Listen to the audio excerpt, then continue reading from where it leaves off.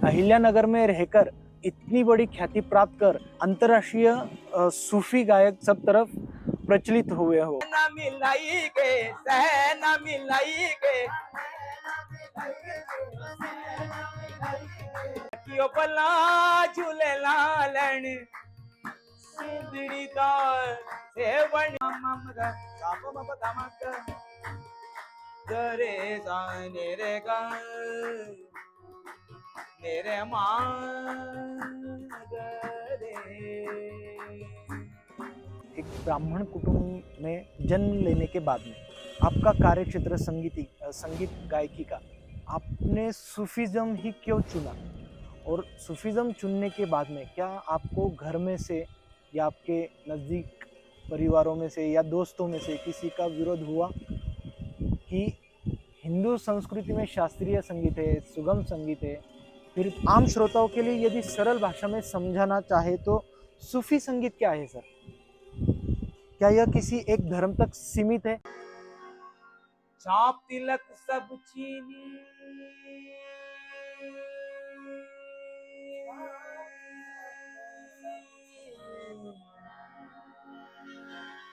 चाप तिलक सब चीनी चीनी रे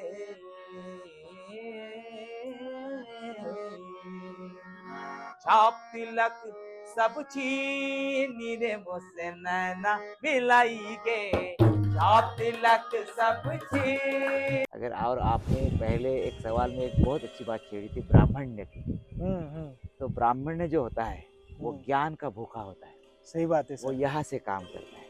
क्षत्रिय यहाँ से काम करता है वर्जिश के, और वैश्य जो होता है वो सिर्फ पेट का सोचता है। शूद्र जो होता है वो बहुत कष्ट करता है।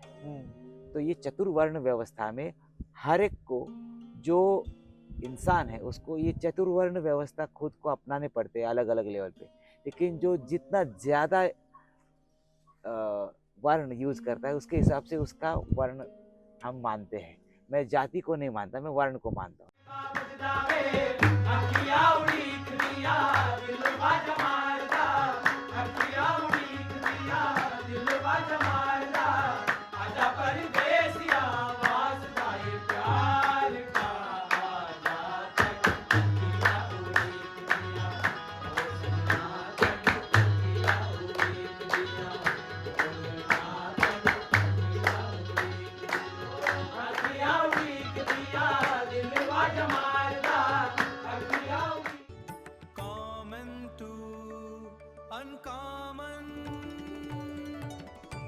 नमस्ते। कॉमन टू अनकॉमन में आप सभी का स्वागत है। आप देख रहे होंगे कि मेरे आजू बाजू आज जो एटमॉस्फेयर है वो एटमॉस्फेयर पॉडकास्ट में कभी दिखाई दिया हो नहीं दिखाई दिया हो, लेकिन जो एटमॉस्फेयर के अकॉर्डिंग हमने आज का पॉडकास्ट अरेंज किया है, जो व्यक्ति आज हमारे साथ में है उनका कार्यक्षेत्र भी वैसा ही है, क्योंकि वो कार्यक्षेत्र नेचर के साथ चलता है, नेचर के पास लेके चलता है। हम स्वागत करते हैं अंतर्राष्ट्रीय ख्याति प्राप्त गायक श्री पवनजी नाइक सर इनका। नमस्कार। नमस्ते सर। सर, कैसा लग रहा है आपको एक नेचर में जाकर ऐसा शूट करना और पॉडकास्ट वहां पर जाके बातचीत करना नेचर के साथ में और अपने कार्यक्षेत्र के बारे में बातचीत करना, कैसा लग रहा है सर आपको? सबसे पहली बात तो ये है कि देखिए ये पॉडकास्ट वगैरह ये नई नई टेक्निक आ रही है, लेकिन नई नई चीज़ें साथ लेते हुए हम, दुनिया के साथ चलते हुए हम पेड़ पौधों के भी साथ, पत्थरों के साथ, इस सृष्टि के साथ चल रहे हैं। ये बहुत बड़ी बात है, क्योंकि इंसान का मूल धर्म ही निसर्ग है, क्योंकि उसका जन्म भी उसी तरह होता है और उसकी मृत्यु भी वैसी ही होती है कि वहाँ पे उसका कमांड नहीं है, उसका कंट्रोल वहाँ पे नहीं है। तो ये बात बहुत अच्छी बात है कि आप एक अलग माहौल में हमें लेके आए हैं। और संगीत तो ऐसी बात है कि वो तो ऊपर की देन है, और उसकी कृपा हो तो बात बनती है, नहीं तो बात बिगड़ती है। तो सही बात जितनी है। वो जितना हम नेचर के साथ चले हम्म। तो उतना ही अच्छा होता है। तो आज एक अलग माहौल बनेगा बेशक। वो सर, आपकी वाइब्रेशन ही इतनी स्ट्रांग है, तो वो माहौल बनना ही बनना है। शुक्रिया। सर, मेरा आपसे पहला सवाल रहेगा कि संगीत क्षेत्र में आपकी इच्छा कब जागृत हुई कि मुझे संगीत क्षेत्र में ही अपना कार्य क्षेत्र बढ़ाना है? ऐसी कौन सी घटना आपके साथ में घटी, या बचपन से ही आपको उस चीज से लगाव था? आप कृपया हमारे प्रेक्षकों को बताइए सर। ज़रूर, ज़रूर। देखिए संगीत तो हमारे घर में ही है। हम्म। मेरी दादी, मेरे पिताजी की मातोश्री, वो खुद अच्छा गाती थी, जो धारवाड़ आकाशवाणी पे सुगम संगीत गाती थी। और उनकी ख़ास फ्रेंड थी जो कि किराना घराने की एक प्रतिष्ठित गायिका गंगूबाई हंगल। अच्छा। तो वो परंपरा हमारे घर में थी। हम्म। और पिताजी को इस चीज़ की अहमियत थी कि संगीत क्या होता है, फ़न क्या है, इल्म क्या है। इस सभी बातों की अहमियत रखते हुए मुझे ये बहुत गर्व महसूस होता है कि मैं नाइक ख़ानदान में पैदा हुआ हूँ। हम कर्नाटक से हैं हम्म। और हम बहुत रईस ख़ानदान से हूँ मैं। हाँ। हमारी कम से कम 350 एकड़ ज़मीन थी वहाँ पे। अच्छा, हाँ, कर्नाटक में। कर्नाटक में। और देखिए जितनी बड़ी सोच हाँ। उतनी बड़ी पहुँच। सही बात है। तो पिताश्री, हमारी दादी, हम्म। हमारा ख़ानदान, उस लिहाज से अगर सोचा जाए तो उनको इस चीज़ की अहमियत थी कि कलाकार को सँभालना इतनी बड़ी बात नहीं है। हम्म। वो किस तरीके से सँभालना है।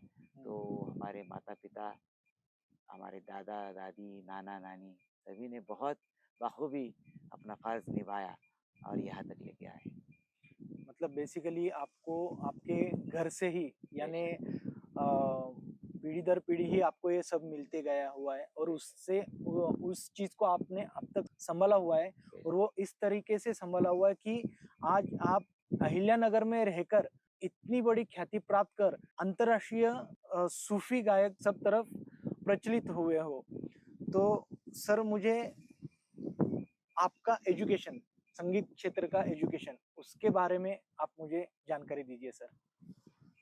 मेरा भाग्य कि मेरी पहली शिक्षा गुरुवर्य सुरेश जी साळवे इनसे प्राप्त हुई और वो पहले मैं हारमोनियम सीखता था अच्छा। और मेरे छोटे भाई तबला सीखते थे। हम्म। और सालवी सर हमें घर में सिखाने आते थे। हम्म। हालांकि हर बच्चे जैसे बचपन में बहुत शैतान होते हैं, वैसा ही मैं था। आज भी शैतान ही हूँ, लेकिन उस शैतानी को इबादत में कैसे बदलना, ये हमारे गुरुओं ने बहुत बखूबी निभाया और समझाया। तो सालवी सर जी ने बचपन में हमें हारमोनियम, रागदारी, ये सब चीज़ें सिखाई। बाद में कुमुदिनी बोपर्डीकर, मधुसूदन बोपर्डीकर, उसके बाद उनके ही गुरु रघुनाथ राव केसकर और वीणाताई कुलकर्णी, इनके सहाध्यायी, इनके पास मैंने संगीत सीखा। कॉलेज में मैंने मनगढ़े सर, इनसे संगीत सीखा। बाद में मैंने शास्त्रीय संगीत की उच्च शिक्षा प्राप्त करने के लिए पूना यूनिवर्सिटी से डॉक्टर विकास कशाकर जी और शुभांगी बहुलीकर, इनसे भी तालीम हासिल की, आज भी कर रहा हूँ। हालांकि सभी गुरुजनों से आज भी मेरा वाबस्ता बहुत अच्छा है और वो आज भी मुझे तालीम दे रहे हैं, आज भी मुझे गाइड करते हैं। सुगम संगीत के लिए मैंने शुभलक्ष्मी गुणे और शुभांगी मांडे, इनसे संगीत की शिक्षा प्राप्त की। अच्छा। और तबले का खास मैंने ज्ञान लिया वो सतीश आचार्य जी से।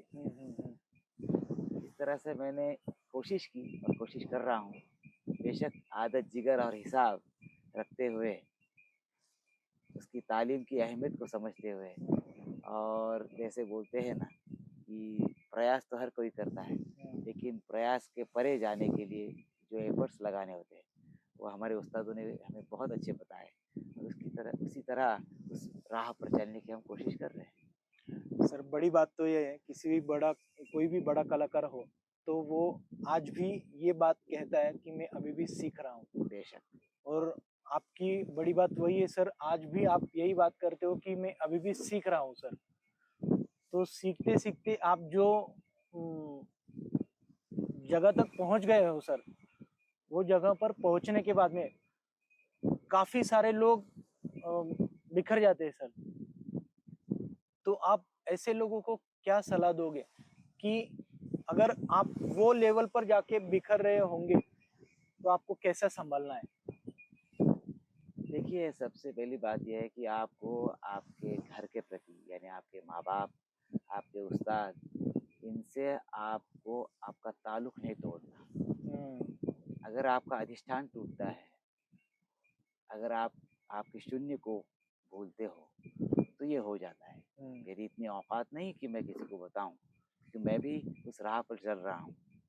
हालाँकि इतना ही बताना चाहूँगा कि आप आपके उस्तादों से, आपके परिवार से, जितने भी आपके शुभचिंतक हैं, उनसे आप जुड़े रहें। जितने विद्वान हैं, उनसे आप जुड़े रहें। जितना अच्छा सत्संग, उतना आपका रिज़ल्ट अच्छा मिलेगा, मुझे ऐसा लगता है। वाह! बाकी कुछ मतलब आपने सर जो बातें कही ना, वो है तो बहुत ही सिंपल बातें, लेकिन आज के कंडीशन में ये सिंपल बातें ध्यान में रखना अच्छे-अच्छे कलाकारों को नहीं पॉसिबल होता है सर।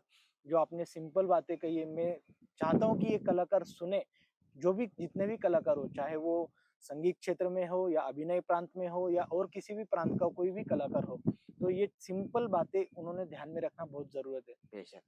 सर, अपना आज का जो मेरा पहला सवाल है, मैं आपसे पूछना चाहता हूँ सर, पूरी दुनिया में आपके कई चाहते हैं सर, आपकी आवाज़ के दीवाने हैं, लेकिन जब आप स्टेज पर उतरकर वापस जब घर आते हो सर, आम ज़िंदगी में आते हो,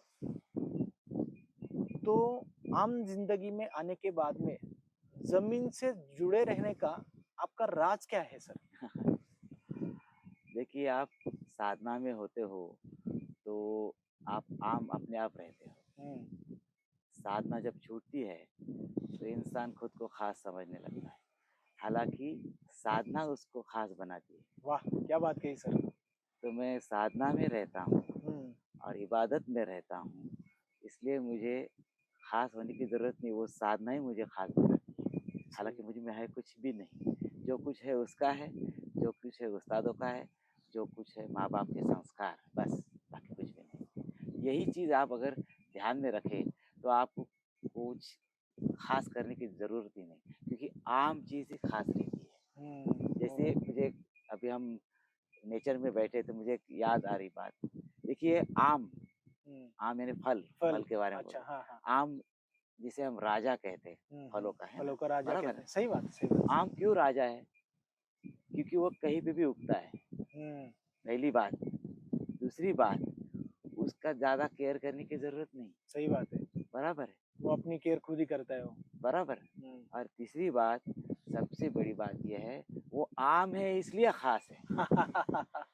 सही बात अब कही मैं सर। फल की बात नहीं, उसके आम की बात कर रहा हूँ, हाँ, आम है वो। हर जगह उस आपको उसके नेचर की अभी बात कर रहे हो। जो हाँ, नाम है हाँ, आम का, तो उसका जो नेचर है वो आम है आम और है। आम चीज़ ही ख़ास होती है। हाँ, क्या जो बात कही सर, हर एक वाह! को अपना लगे वो ख़ास होता है। सही बात है। तो वो आम की फ़ितरत हम अपने में रखते हैं और हाँ, चल रहे हैं बस, बाकी कुछ नहीं। सही बात है सर। बहुत बड़ी बात कही सर आपने और ये बातों की वज़ह से ही आज हमारे लिए आप बहुत ही आम होकर भी बहुत ख़ास हो सर। ये आपका बड़प्पन है सर। है। दूसरा सवाल है, इतनी शोहरत और पहचान मिलने के बाद, क्या कभी ऐसा पल आया है सर, जब आपको लगा कि खुद को याद दिलाना पड़े कि मैं आज भी वही पुराना इंसान हूँ? क्योंकि बहुत बार क्या होता है ना सर कि उम, अच्छे-अच्छे पुरस्कार, अच्छी-अच्छी जगह पर हमें बुलाया जाता है, गाना गवाने के लिए कॉन्सर्ट होते हैं बड़े-बड़े। तो ऐसे कॉन्सर्ट, ऐसे सब चीज़ें आने के बाद में एक कलाकार पूरी तरह से दिशाहीन हो जाता है सर। ऐसी कंडीशन में आप आपका संतुलन कैसे रखते हो सर?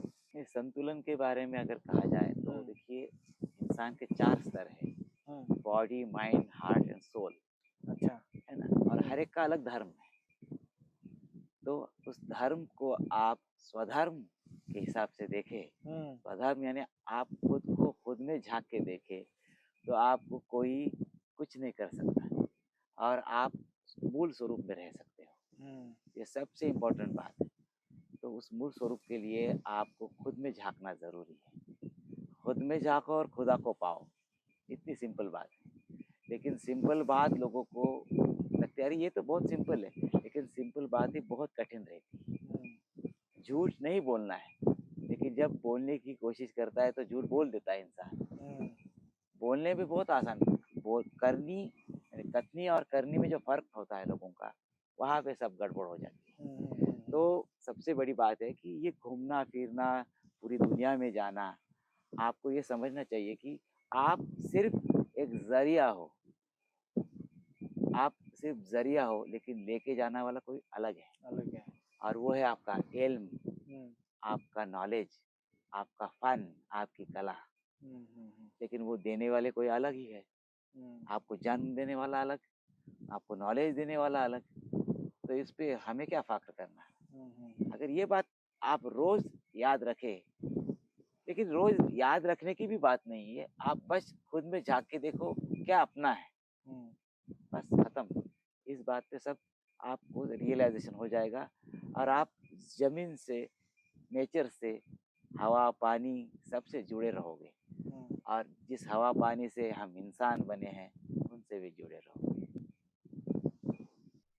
शास्त्रीय संगीत, सुगम संगीत और सूफी संगीत, इन तीनों का मिलाप आपके तरफ है सर, लेकिन ज़्यादा तौर पर आपको सूफी संगीत के गायक के रूप में आपको नवाजा जाता है। हमारे क्षेत्र में भी सूफी संगीत गाने वाले कलाकार बहुत कम देखने को मिलते हैं सर। आपके अनुसार इसकी वजह क्या है? और आम श्रोताओं के लिए यदि सरल भाषा में समझाना चाहे तो सूफी संगीत क्या है सर? क्या यह किसी एक धर्म तक सीमित है या पूरी मानवता और प्रेम का संदेश देने वाली परंपरा है? आप कैसे बताओगे सर? बहुत अच्छी बात, सवाल बहुत उम्दा है, अच्छा है। मैं ये बताना चाहूँगा कि सूफ़ी संगीत नहीं है, पहले तो सूफ़ी थॉट है और उस थॉट को प्रेज़ेंट करने वाला सूफ़ी सिंगर और उस थॉट को गाने वाला या उसकी जो गायकी है, उसे हम सूफ़ी संगीत कह सकते हैं। बेसिक वो सूफ़ी थॉट है। तो सूफ़ी जो है वो सफ़ा इन शब्दों से निकला है, यानी पवित्रतम भाव रखने वाला थॉट प्रोसेस जो है वो सूफ़ी है। तो देखिए आमतौर पे किसी भी चीज़ को आम इंसान की एक फ़ितरत होती है कि उसको एक रिलीजन में सो कॉल्ड दुनियावी बातों में उसको पिरोने की कोशिश करता है। तो सूफ़ी जो है एक क्रांतिकारी विचार है, एक रिबेलियस विचार, जिसमें खुदा और बंदा उसको जोड़ने की एक कला है, जो कि आम लोगों को आसान नहीं लगती, लेकिन सूफियों ने ये हासिल की है और ये कोशिश हर मज़हब में हुई है। उस लिहाज से अगर देखा जाए तो ये विश्वात्म भाव रखने वाली एक कला है, एक फ़न है, एक इल्म है।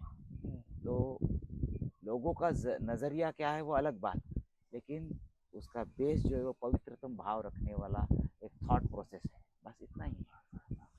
जिसे ज्ञानेश्वरी में कहा जाता है, जो पसायदान ज्ञानेश्वर महाराज ने कहा है, आता विश्वात्म के देवे।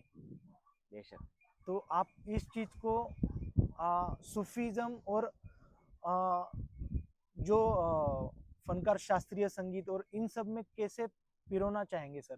देखिए सूफीज़म जो है ना वो खुदा और बंदे में एक अलग अलग रिलेशन मेंटेन करता है, जैसे आशिक माशूक, मुर्शिद मुरीद, बराबर सही बात है। तो उस नज़र से देखा जाए तो ये बियॉन्ड बियॉन्ड बियॉन्ड जाने वाली प्रोसेस है। जो आम नज़र से देखा जाए तो ये जिस्मानी नहीं है, ये रूहानियत की बातें करता है। समझ रहे? और इसमें चाह जो है वो दुनियावी नहीं, ये चाहत जो है वो बहुत ऊपर की चाहत है, जिसे हम आज की दुनिया में कहें तो अनकंडीशनल लव सबसे बड़ी बात है। तो ये समझने के लिए आपको बेलौस मोहब्बत करनी पड़ेगी, है ना? जैसे मुझे अभी याद आ रही कि एक बार मक्खी और जुगनू इनके बारे में एक शर्त लगी अच्छा। कि मक्खियों का कहना था कि हम भी दुनिया घूमते लेकिन हमें इतना नहीं माना जाता, इन्हीं जुगनू को क्यों माना जाता है ना। तो वो देखा गया और उनमें एक शर्त लगी, तो जो आलिम थे उन्होंने कहा चलो जाओ आप रोशनी को ढूंढो। मक्खी बोले ये तो बहुत छोटी बात है, और पूरी मक्खियाँ जाके घूम के आई और वापस आ गई, और आके बोली देखिए जुगनू कहाँ है। तो जो आलिम थे उन्होंने यही तो फर्क मक्खी और जुगनू में है, जब किसी को ये उजाला या ज्ञान दिखता है तो वापस नहीं आता। समझ रहे हैं ना। सही बात है, सही बात है। इसलिए जब आप दिए जलते हुए देखते हो तो उनके पास आप जो पतंगे पड़े हुए दिखते हो, पतंगे मुझे कहना था पतंगों के बारे में। हाँ। तो पतंगों और पक्षियों में ये शर्त लगी थी। तो पतंगा जो है वो जब आग को देखता है, नूर को देखता है, तो उसमें खुद को झांक देता है। मक्खियों ने सिर्फ देखा और वापस आ गए। तो जिसको नूर पता चल गया तो वो वापस नहीं आता। उस बात के बारे में हम कह रहे हैं। तो वो सूफीज़म में जो है इस बात को तवज्जो दी गई है। अगर आप उस नूर को, उस दिव्य प्रकाश को अनुभव करते हो तो वापस आने की आप बात नहीं करते। तो ये सबसे बड़ी उपलब्धि सूफी संगीत की है। तो इसको समझना बहुत ज़रूरी है। बाकी देखिए जो अलग अलग नज़र से आपको हिंदुज़म, सिखिज़म, क्रिश्चियनिज़म, बुद्धिज़्म इसमें आपको पाएगा, लेकिन सिर्फ जुबान बदली है, भाव वही है। एक ब्राह्मण कुटुंब में जन्म लेने के बाद में आपका कार्यक्षेत्र संगीत गायकी का, आपने सूफीज़म ही क्यों चुना? और सूफीज़म चुनने के बाद में क्या आपको घर में से या आपके नज़दीक परिवारों में से या दोस्तों में से किसी का विरोध हुआ कि हिंदू संस्कृति में शास्त्रीय संगीत है, सुगम संगीत है, फिर क्यों सूफी में जाना चाहते हो? ऐसा कुछ आपके साथ में कुछ घटना हुई सर? हालांकि वही बात है कि खुशनसीबी जिसे कहते हैं, मैं जिस घर में पैदा हुआ, घर में वो घर ही बहुत कल्चर्ड फैमिली है और एजुकेटेड फैमिली।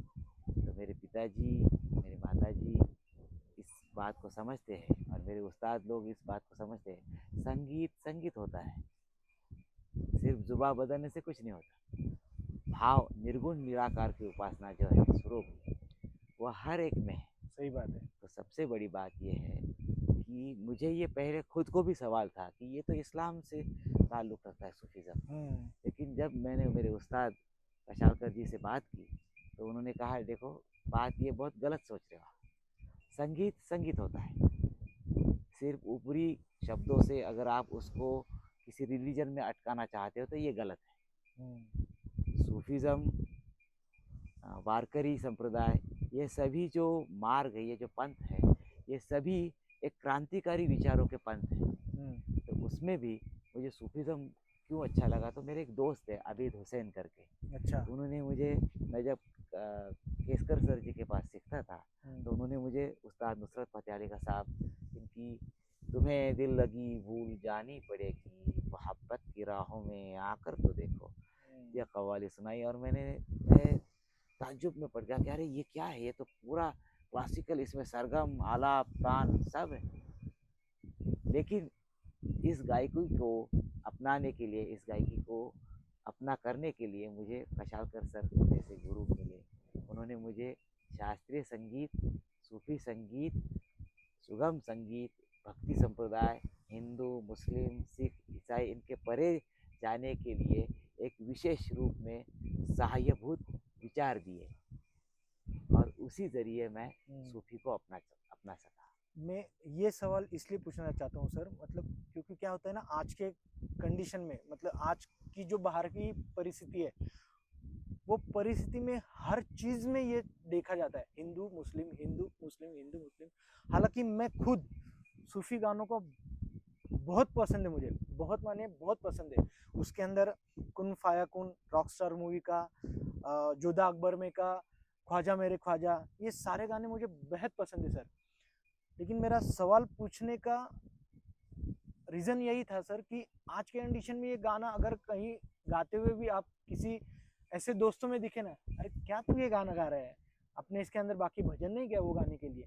ताकि आपसे ये जानकारी इसलिए मैं प्रेक्षकों के माध्यम तक पहुंचाना चाहता था कि एक कलाकार जब फनकार जब ये बात सोचता है तो वो उसके पीछे क्या सोच रखता है। सबसे बड़ी बात और एक बताना चाहूँगा, सृष्टि में हम्म, 3 लोगों को एक विशेष अधिकार दिया गया है, ईश्वर, स्त्री और कलाकार, जो नव निर्माण कर सकते हैं। क्या ध्यान बात में कही रखिए सर। फिर से, तो ये नव निर्माण का अधिकार जो है ये कलाकार को है। और जब नव निर्माण होता है तो उसमें कई सारे चीज़ें उसमें मिश्रित होती है, उसमें समाई जाती है, और जब होती है तो नया रूप लेके वो आती है। और नया निर्माण करने के लिए जो एक्सेप्टेंस लगता है, हाँ हाँ मैं बहुत बड़ी बात बोल रहा हूँ, एक्सेप्टेंस के लिए आपको एक तो ईश्वर होना पड़ेगा, एक तो स्त्री होना पड़ेगा, यानी मातृशक्ति, मातृशक्ति, मातृत्व आपके में चाहिए, या आपको कलाकार बनना पड़ेगा। सही बात। तो इन तीनों में से मैं कलाकार बना हूँ, ये बहुत बड़ी बात है। और कलाकार के नज़र से देखा जाए तो आकार देना, अलग अलग आकार जो सृष्टि में है उनको नए सिरे से लोगों को दिखाना, जो मैंने जो खुद अनुभव किया है उसको नए रूप में लोगों के सामने लेके जाना मेरा यह फर्ज है। जैसे आप सुरों में उन का आकारों को एक कला का रूप प्राप्त करके देते हो, बेशक, इसलिए आप सुरों के फनकार और कलाकार हो सर। बेशक, बेशक, बेशक। आपने दुनिया में कई देशों में सूफी संगीत पहुंचाया है सर। जब कोई विदेशी दर्शक जो शायद हिंदू या उर्दू का एक शब्द भी नहीं समझता हो, लेकिन आपकी गायकी सुनकर रोने लगा, उस पल आपके मन में क्या एहसास हुआ सर? बहुत अच्छी बात। देखो, पहले तो मैं खुद बताना चाहूँगा कि उर्दू हो या अरबी हो, हिंदी हो, ये मेरी मादरी ज़ुबान है।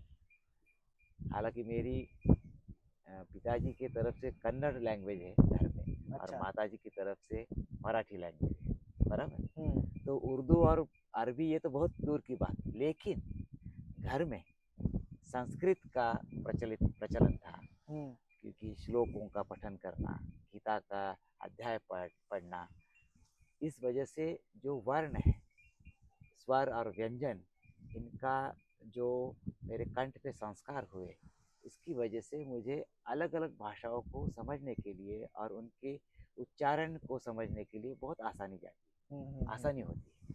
तो उस लिहाज से मैंने अरबी, पर्शियन, उर्दू, फारसी, पर्शियन मैंने बोला, मराठी, कन्नड़, पंजाबी, अवधी, ब्रज, इन भाषाओं में गाना गया है। बाप रे। हाँ, लेकिन ये सारा क्रेडिट संस्कृत को जाता है। अगर और आपने पहले एक सवाल में एक बहुत अच्छी बात छेड़ी थी ब्राह्मण्य की, तो ब्राह्मण्य जो होता है वो ज्ञान का भूखा होता है। सही बात है वो सर। यहाँ से काम करता है, क्षत्रिय यहाँ से काम करता है वर्जिश के, और वैश्य जो होता है वो सिर्फ पेट का सोचता है, शूद्र जो होता है वो बहुत कष्ट करता है। तो ये चतुर्वर्ण व्यवस्था में हर एक को, जो इंसान है उसको ये चतुर्वर्ण व्यवस्था खुद को अपनाने पड़ते हैं अलग अलग लेवल पे। लेकिन जो जितना ज़्यादा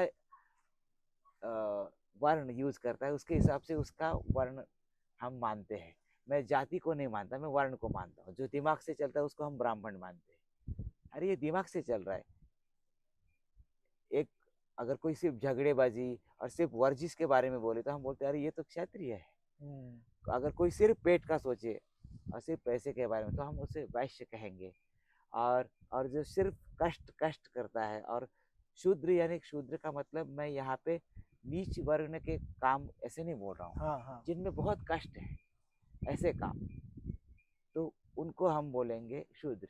तो उस हिसाब से मैं बोलना चाहूँगा, जैसे हम कोरोना काल का छोटा सा मैं आपको उदाहरण देना चाहूँगा हम्म, कि जब घर में कोई काम करने नहीं आता था तो हम खुद सब साफ सफाई झाड़ू करते थे। पोछा सब साफ सफाई सब करते थे। आम लोगों के लिहाज से देखा जाए तो वो बहुत क्षुद्र काम है, लेकिन आपको वक्त आने पर वो भी करने पड़ते हैं और वो करने में कोई कमी नहीं होती, ये आपको समझना जरूरी है। तो ब्राह्मण्य ये मैं सिर्फ यहाँ पे मानता हूँ और मैं इल्म का भूखा हूँ, इसलिए मैं ब्राह्मण समझता हूँ खुद को। लेकिन वक्त आने पर मैं कभी क्षत्रिय भी होता हूँ, कभी वैश्य भी होता हूँ, कभी क्षूद्र भी होता हूँ, क्योंकि आपको परिस्थिति के अनुसार ये करना पड़ता है। मतलब सर ये लोगों ने वर्ण व्यवस्था को डिफरेंशिएट किया हुआ है। देखा जाए तो ये सारी एक ही व्यवस्था है। एक बेशक। इंसान के अंदर बेशक। ज्ञान प्राप्त करने की भी भूख होनी चाहिए, शक्ति दिखाने की भी चाह होनी चाहिए। बेशक, बेशक। जो शरीर अपना चलता है, जिस क्रिया पर चलता है, वो भूख यानी अनाज अन्न खाने के लिए भी उसको खुद के हाथ से पकाने की भी एक कला होनी चाहिए। बेशक। और जो कंडीशन में वो रहता है, वो कंडीशन में काम करना, खुद का काम खुद होकर चाह से करना, ये भी उसका ही काम होता है। बेशक। ये चार अलग अलग व्यवस्थाएं ना होकर ये एक ही व्यवस्था है, ये समझना बहुत जरूरी है। मतलब बेशक। ये परिस्थिति अनुसार आपको अपनाना पड़ता है, बस बाकी कुछ नहीं। जिसे आपने बहुत बढ़िया एग्जांपल बताया सर। कोविड के दौरान मैं अगला वही पॉइंट आपके पास में आना चाहता हूँ कि कोविड के दौरान आपने एक चीज करी थी, मैं अगला क्वेश्चन उसके ऊपर ही आने वाला हूँ। अच्छा। कोविड के दौरान हर इंसान को अपना काम अपने खुद से ही करना होता है, पढ़ा। ताकि तब हाँ पड़ा। और आज भी बहुत से इंसान अपना काम खुद ही करते हैं, तब वो वर्ण व्यवस्था का डिफरेंशिएट नहीं आता है। तो हर इंसान ने ये बातें दिमाग में रखना बहुत जरूरी है। बेशक, बेशक। कोविड का सवाल निकला ही है सर। कोविड में मैंने एक बात आपके मुंह से ही सुनी थी सर। आप अचानक से घर से निकलकर नर्मदा परिक्रमा करने चले गए थे सर। अच्छा। क्या सर वो अंदर से क्या आपको जो बुलावा आया वो क्या था सर? मतलब बिना किसी को बताए ये क्या चीज थी सर वो? मुझे वो नर्मदा परिक्रमा का पूरा वर्णन आप बताइए सर। देखिए, फनकार कलाकार जो होता है वो एक तो रूहानियत से जुड़ा होता है और मैं अनकंडीशनल रहना चाहता हूँ कि इबादत की आदत नहीं है हमें, लेकिन हर आदत में इबादत रखते हैं, ऐसी सोच रखने वाले सूफी होते हैं। तो आपको जब हर चीज में हर दिखने लगे, हर यानी हरी हरी है ना, तो आपको अलग से इबादत करने की जरूरत ही नहीं, जरूरत ही नहीं है। आपको अलग से चैंटिंग करने की जरूरत नहीं। तो लेकिन फिर भी ये कंडीशन अपने हमको कंडीशन होती है कि नहीं नहीं, अरे पूजा करनी चाहिए, ये करनी चाहिए। जैसे नवविधा भक्ति है, उसमें मुझे ऐसा लगा कि देखो बचपन से तो अच्छे घर में रहा हूँ, सब सुविधाएं है, लेकिन कभी ऐसे हो जाए कि परिस्थिति बदल जाए, तो मुझे हर अवस्था में हर परिस्थिति में मैं एडजस्ट हो सकता हूँ कि नहीं। तो इस लिहाज से मैं नर्मदा के बारे में सोचा मैंने। और उसमें भी बड़ी बात यह है कि मेरे संगीत गुरु भनगड़े सर जो है, उन्होंने विट्ठल भक्ति जो है, विट्ठल त्रिअक्षरी जो नाम है, इसका जप हमें एक बार दिया था सब स्टूडेंट्स को, तो उसमें मुझे एक अलग अनुभूति मिली थी। तो उस अनुभूति को और ऊपर ले जाने के हिसाब से मैंने सोचा और मुझे नर्मदा परिक्रमा के बारे में पता चला कि मुझे करने थे 13 कोटि जप, 12 कोटि जप, 12 करोड़ का जप आपको 12 करना। करोड़ का जप करना था। हाँ। और मैंने शुरू भी किया था घर में। अच्छा।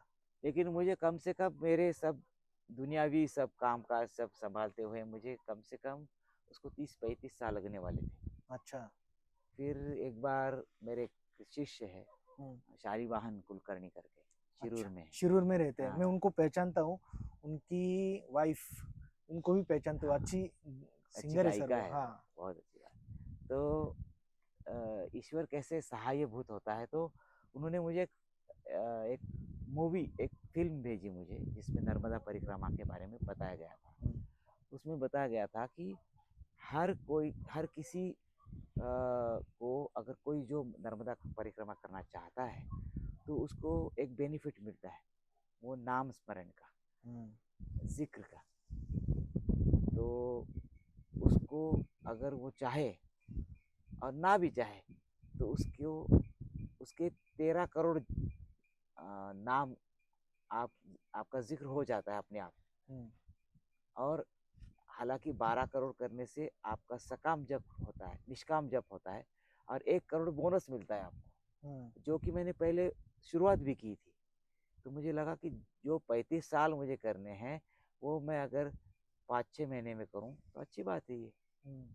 तो उस लिहाज से देखिए, जरिया फिर से वही बात आ गई कि संगीत ने मुझे क्या क्या दिया। एक अच्छा घराना तो दिया, गुरु भी दिए, उसके साथ इबादत की आसान राहें भी दी।